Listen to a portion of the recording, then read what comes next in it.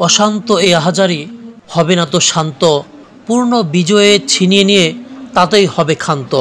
দেশ হবে জনতার, অধিকার হবে সবার। ২৪-এর আন্দোলনে সকল শহীদ ও আহতদের স্মরণে দোয়া ও নতুন বাংলাদেশের মঙ্গল কামনায় ইফতার মাহফিলের আয়োজন করেছে বৈষম্য বিরোধী ছাত্র আন্দোলন কেরানীগঞ্জ উপজেলা। আজ মঙ্গলবার ২৫শে মার্চ বিকেলে উপজেলার রয়্যাল পার্টি প্যালেস কমিউনিটি সেন্টারে এই ইফতার মাহফিল অনুষ্ঠিত হয়। বৈষম্য বিরোধী ছাত্র আন্দোলন কেরানীগঞ্জ উপজেলার আহ্বায়ক আল আমিন মিনহাজের সভাপতিত্বে এ সময় উপস্থিত ছিলেন জাতীয় নাগরিক পার্টির কেন্দ্রীয় কমিটির সদস্য রাসেল আহমেদ, গণতান্ত্রিক ছাত্র সংসদের কেন্দ্রীয় যুগ্ম সদস্য সচিব আবদুল্লাহ সালেহীন অয়ন, জাতীয় নাগরিক কমিটির সংগঠক আসাদ বিন রনি, আরও ছিলেন মোহাম্মদ সোহাগ, মুখ্য সংগঠক বৈষম্য বিরোধী ছাত্র আন্দোলন কেরানীগঞ্জ মডেল থানা ও জুলাই আন্দোলনে শহীদ ও আহত পরিবারবর্গ, বৈষম্য বিরোধী ছাত্র আন্দোলনের স্থানীয় নেতৃবৃন্দ।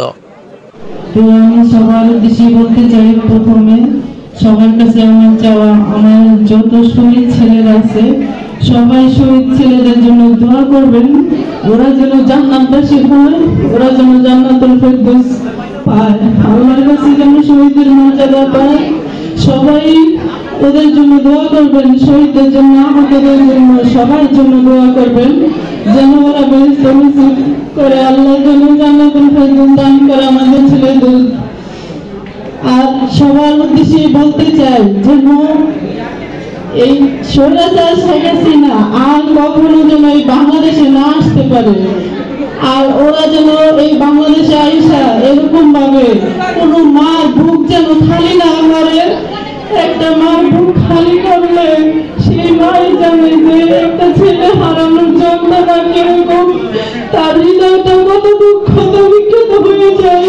এই যে রমজান আসছে, আমার পাশে দেখি আমার ছেলে নাই, কত দুঃখ কষ্ট আমি জানি। যার যার ছেলে নাই, ছেলে হারা মারাই জানে শুধু। তো আমি বলতে চাই যে আমাদের ছেলেরা এত কষ্ট করে এই বাংলাদেশ আনছে, স্বাধীন দেশ, তাদের রক্ত যেন বিফলে না যায়, শহীদদের সাথে যেন কখনো বেইমানি করা না হয়। এই স্বৈরাচার আওয়ামী লীগ শেখ হাসিনাকে যাতে এই বাংলাদেশে আর কখনো না আসতে পারে, এই স্বৈরাচার শেখ হাসিনা যেন আর কোনোদিন কোনো মার বুক খালি না করে, ওর যেন কঠিন বিচার হয়। আমরা সবাই ওর বিচার চাই, ও যেন এরকম ভাবে বিচার করা হয় যেন বাংলার মাটিতে সবাই দেখে আর কখনো কোনোদিন এই সরকারের মতো আর কোনো সরকার যেন ওর মতো অত্যাচারী স্বৈরাচার না হয়, সবাই যেন এর শিক্ষা পায়। আমার ছেলে শহীদ হয়েছে, আমার ছেলের যে রক্ত শেষ করেছে শরীর থেকে, পাখির মতো গুলি করে হত্যা করেছে। আমার ছেলে হিরো অপরাধ ছিল। সব ছেলেরা যে স্বাধীন দেশে আন্দোলন করতে নামছে, ওরা তো কোনো অত্যাচার, ওরা তো কোনো হাতিয়ার নিয়ে নামে নাই, তাহলে ওদের নিষ্পাপ ছেলেদের যে এইভাবে গুলি করে মারলো, এইভাবে যে ওদের রক্তের সাথে যেন বেইমানি হতে না। আর আজকে সোনার ছেলেদের উদ্দেশ্যে আমি একটা বলতে চাই যে তোমরা কখনো এই শহীদ ভাইদের রক্তের সাথে বেইমানি হতে দিও না, যেন কেউ শহীদ রক্তের ছেলেদের সাথে বেইমানি যেন করতে না পারে। এটা তোমরা সবাই দেখবা, তোমাদের কাছে আমার এইটাই চাওয়া, আর কিছু বলার নাই। সবাই আমার শহীদ ছেলেদের জন্য, আহতদের জন্য দোয়া করবেন।